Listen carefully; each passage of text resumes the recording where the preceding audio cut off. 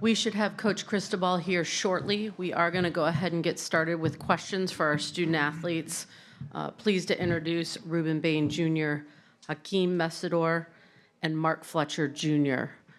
Let's go ahead and start taking questions. We'll start right over here on our left, gentlemen, second row. You hold it. All right. Tim Reynolds with the AP. Mark, at the end, you spent a lot of time in the end zone. Just what was going through your thoughts at that moment? I assume looking for your mom. I don't know exactly where she was in the stands, but were you able to?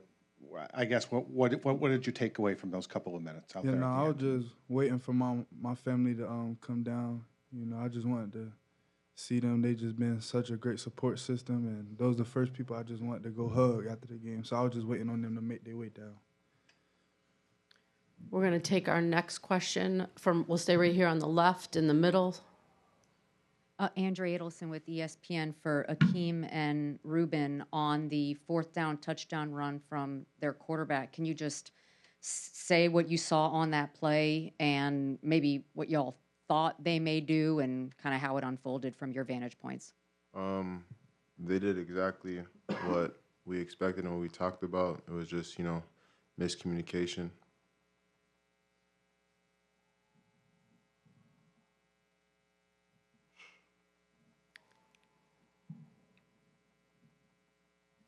Come down here in our very front row to our right. Gary Furman, CaneSport.com. Rueben and Akheem, you guys had a season this year unlike many defensive end duos have had in college football. What memories will you take with you as you move on to other things? So with everything, even today, from the first time we met each other and to the future, we're going to continue to communicate, see each other, talk to each other, this, that, and the third. It's been a long journey, long process. My first year here, he was my mentor. Coming into my second year, it was the same thing, even my third. Now we actually got to live out that dream that we always talked about when I got here. So it's a lot of moments that's going to be cherished, a lot of convos we're going to reflect on, and something that we're going to continue to build on this brother that we got. Yeah, this is my brother, man. I seen Rueben grow. I was a senior when I was a true senior when he was a freshman. I've been in this corner since day one. We've been roommates ever since he got here, like game day roommates. It's my brother, man. He makes me better, and I'll always be grateful for that. And there's nobody else in this world I'd rather play beside. I do want to take a minute, recognize Coach Mario Cristobal. Coach, if you want to jump in with maybe a quick opening statement, then we'll resume questions, please. First and foremost, thanking God for the opportunity to be here today. And really, I would like to recognize these three young men and their teammates for they're the best thing that's happened to Miami and the University of Miami in over 2 decades. And it's not the result we wanted. Credit to Indiana. They're a great football team. But to these guys right here, I couldn't be more proud to be associated with them. I love them. They're absolutely incredible human beings, competitors, resilient. And I want to thank them and the rest of their teammates. And it's a tough one to have to eat, but we will. And that's it. Thank you. Let's resume questions. We're going to go over to our right-hand side, middle of the third row. Coach Cristobal, Chrissy Freud, USA Today Sports Media Group. Unfortunate ending for Carson today with that interception, but can you describe what you saw out of him today and just overall this season as a prospect and a player? Same we see from all our guys, a lot of resiliency, just continued really tremendous work ethic, earned the respect of his teammates working hard with him. I mean, we win together, we lose together. Proud of him, like to have that last one back, but again, a lot of the plays made throughout the course of the year from the guys up here on stage and the guys in that locker room got us here to this moment and gave us an opportunity all the way to the end. So proud of him. We'll come back over here to the middle, left.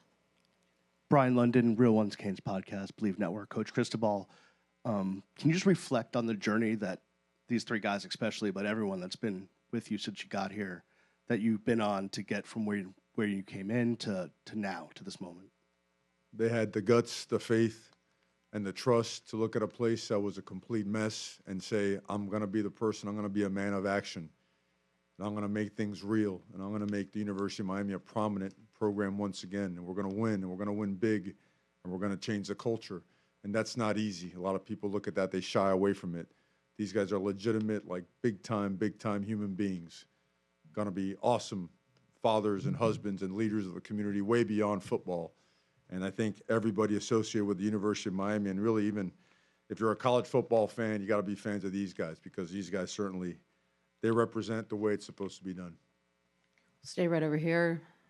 Mario, as a follow-up to what you were asked about Carson, it looked like there was some miscommunication on that last throw. Can you just kind of take us through what happened there? It's the right place to go with the ball. Just got to be a little bit further and a little bit farther outside. So we didn't connect on it, and turnover. Once again, we'll stay over here on our left side by the aisle. Alex Peterman, Palm Beach Post. Coach, just a couple of days ago, you talked about the need to be a fighter, to jump into the fight, and taking those steps to build that program. And in the past, perhaps sometimes those steps, maybe as painful as they are, have not been taken appropriately.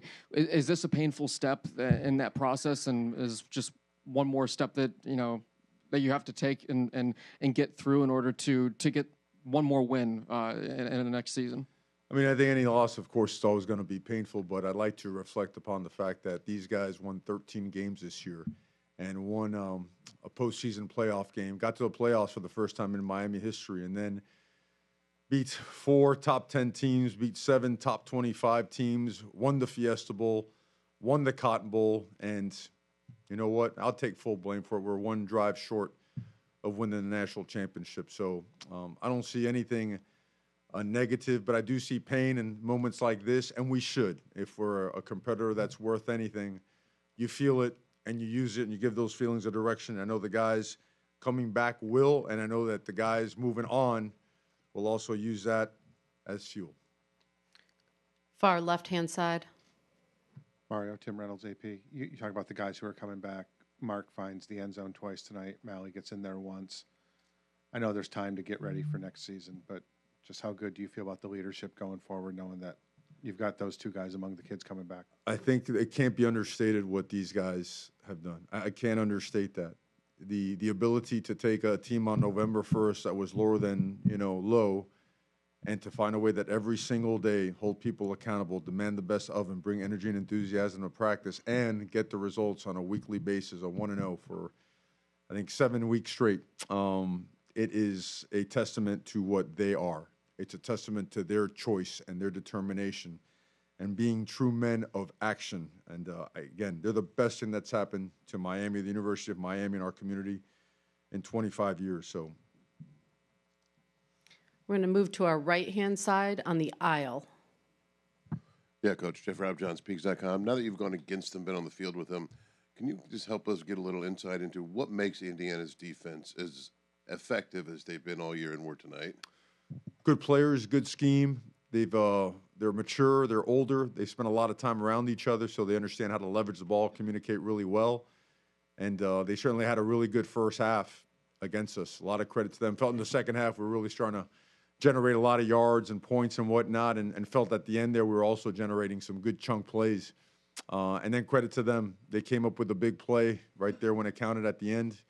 But they're a very well-coached operation, very high-end players. You know, I know that, sometimes we lose sight of the fact that guys develop. They've been developed well, both at James Madison and here. And, again, credit to them. They won the game. Come back down here on our left-hand side. Andrea? Mario, you mentioned players using what happened tonight as fuel, knowing how much you have put in. How much will you use this as fuel as you move forward to try and get a championship for Miami? Well, I mean, it's not about me. I mean, doesn't matter the day or the time. I'm always going to be really, really motivated because this is not for me. This is for the University of Miami. So our drive and determination's always been off the charts, and it's fueled by them. Like, I want to do well by them, and the fact that they leave here without the national title in hand like that, it's it's really hard to deal with that, you know. And again, if you're worth a damn as a competitor, you take all that stuff and you give it a direction, and the direction is to always let these guys know wherever they are in life, always got their back, always a phone call away, no matter what, like my coaches have always been for me. And the ones that follow them, they will understand what the standard is, and they'll be held to it. They'll be held to that standard by these guys wherever they are and holding them. But they've also learned it now, and now it's got to be put into action. You don't just automatically return to a game like this just because you're mad. I think that's the biggest misconception in sports. Oh, well, they almost got there. They'll be back next year. That's a bunch of bull. You got to apply all the lessons learned. You've got to improve as from a roster standpoint, a regimen standpoint, discipline, everything, and move forward. And these guys have set the standard to help us get there. Any final questions? We'll take one last one from right down here. Go ahead, Andrea. I'll ask one more for Mark. What was the message from Coach in the locker room, especially because you are coming back and you can kind of help lead the new group of guys that are going to be coming in or who are already here, and some of the other guys who are going to help try and get you guys a championship? He just told us, let's just get back to work. You know, this one hurt, and it's supposed to hurt. Like you've been saying, if you work the damn as a competitor, like, you know, it's going to hurt. But the people who going back, we know what it take, and we just got to go back to work. That's all we do. As Coach said, incredible season. Congratulations. Thank you for tonight. Thank you, guys. God bless y'all. Thank you, guys. God bless.